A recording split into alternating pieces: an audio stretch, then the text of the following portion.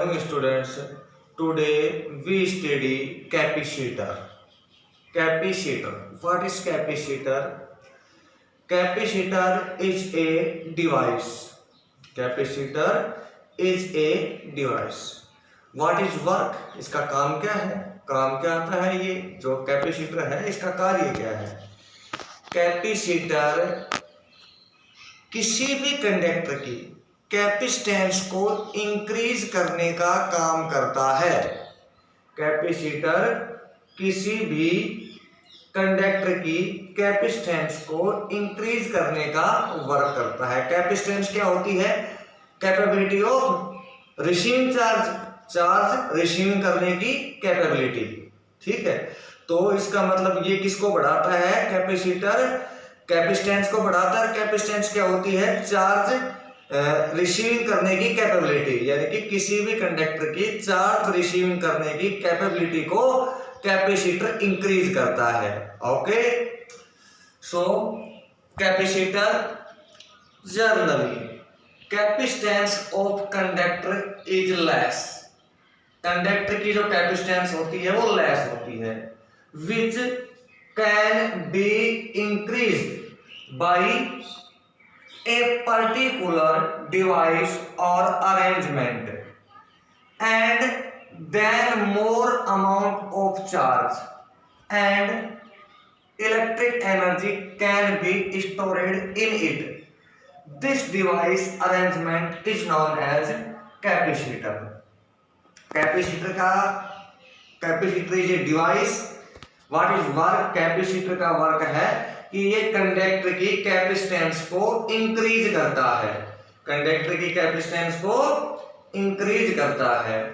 Capacitor क्या करता है? कंडक्टर की कैपेसिटेंस को इंक्रीज करता है। कैपेसिटेंस क्या होती है? चार्ज को रिसीविंग करने की कैपेबिलिटी। किसी भी कंडक्टर की चार्ज रिसीविंग की कैपेबिलिटी क्या कहलाती है? कैपेसिटेंस। तो यानी कि कैपेसिटर का काम क्या है? कैपेसिटर का काम यह है किसी भी कंडक्टर की चार्ज रिसीविंग की कैपेबिलिटी को इंक्रीज करने के काम आता है कैपेसिटर। डेफिनेशन है generally capacitance of conductor is less which can be increased by a particular device arrangement, and then more amount of charge and electric energy can be stored in it. This device arrangement is known as capacitor. ठीक है, capacitor क्या increase करता है? Capacitor capacitance को increase करता है किसी भी कंडक्टर की को। In this arrangement two conducting plates of any shape are arranged nearby such that charge of equal amount and opposite nature will be present on them. क्या होता है? कैपेसिटर में किसी भी शेप की दो कंडक्टिंग प्लेट होती हैं जो एक दूसरे के नियर बाई फिक्स होती हैं, जिन पर सेम मैग्नीट्यूड और अपोजिट डायरेक्शन का चार्ज होता है। ये किसी भी शेप की हो सकती है plate. Okay, in this arrangement two conducting plates of any shape are arranged near by such that charge of equal amount and opposite nature. इन पे अमाउंट जो होगा चार्ज का वो तो इक्वल होगा और नेचर क्या होगी उसकी? Opposite. Thus capacitor is pair of conductor of opposite charge. Okay, conductor समझ में आ गया, कैपेसिटर समझ में आ गया। कैपेसिटर क्या होता है? कैपेसिटर एक डिवाइस है जो क्या काम करता है? कैपेसिटर किसी भी कंडक्टर की कैपेसिटेंस को इंक्रीज करता है, यानी कि कैपेबिलिटी ऑफ रिसीविंग चार्ज को इंक्रीज करता है। होता कैसा है कैपेसिटर? कैपेसिटर में टू प्लेट्स होती हैं, कंडक्टर प्लेट्स, जो किसी भी शेप की हो सकती हैं, स्फेरिकल, सिलेंड्रिकल या पैरेलल प्लेट। ओके, जो एक दूसरे के नियर बाई अरेंज्ड होती हैं, जिन पर सेम मैग्नीट्यूड और अपोजिट नेचर का चार्ज होता है। ओके, अब हम पढ़ेंगे principle of capacitor. Principle of capacitor, the process of increase the capacitance, the process of increase the capacitance of any conducting plate by decreasing its potential is known as the principle of capacitor. Capacitor किसी भी conductor की capacitance को कैसे increase करता है? देखो, capacitance का formula होता है C equal Q upon V। Okay, capacitance को आप 2 मेथड से इंक्रीज कर सकते हैं। एक मेथड तो ये है कि उस पर चार्ज बढ़ा दिया जाए, उसका चार्ज इंक्रीज किया जाए।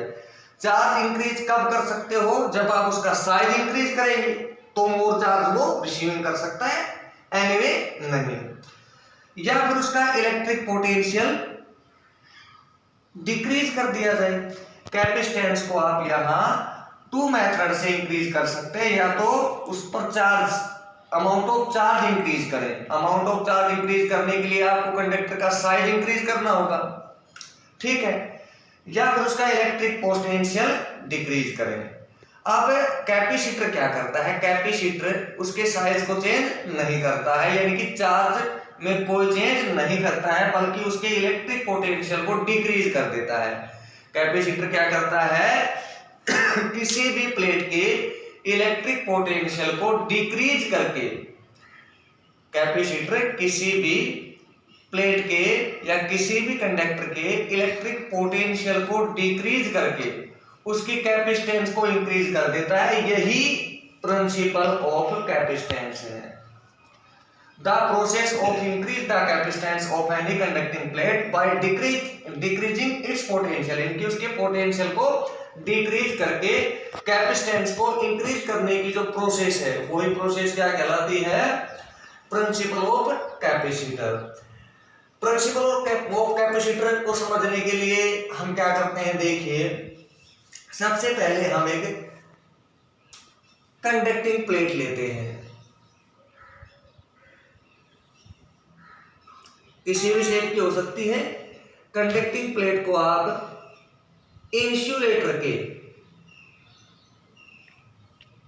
हेल्प से इंसुलेटर स्टैंड के साथ फिक्स कर देते हैं।